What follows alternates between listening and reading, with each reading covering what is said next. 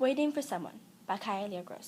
Walking up the steep stairs, dragging one high-heeled boot after another up the many steps. Why had she agreed to do this? Up in the clock tower at midnight?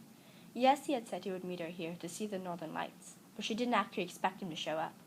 Okay, she did hope, but was it actually a good idea to keep doing this, to keep hoping? He wouldn't make it, she told herself. He would lose track of time hanging out with some of his friends. She wouldn't have to deal with him showing up. She could keep the belief that he'd forgotten her. But then why had he asked? Why was she here if she'd convinced herself she didn't care anymore? At last she was up the last flight of stairs. She stepped out onto the small ledge overlooking the city. She gripped the small rail at her thigh. A wind blew past her, going straight through her thin silk clothes. She shivered, looking down at the city below. It was far below. If she fell? No, she wouldn't think about that. She begged him to come soon. It was getting cold, and she didn't want anyone to find her up here. She glanced down at the floor next to her, where an old scratched locket lay, ripped from a chain and thrown there, forgotten, just waiting for someone to pick it up. She had a sudden urge to grant a swish and pick it up. No, that would be unclean. She didn't go around picking up trash, even how much it begged for attention.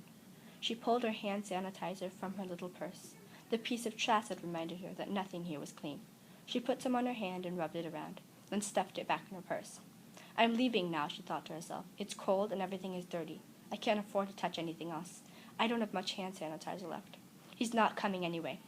She turned and started down the many steps. It had been a nice view, she reassured herself, as she walked down to the parking lot.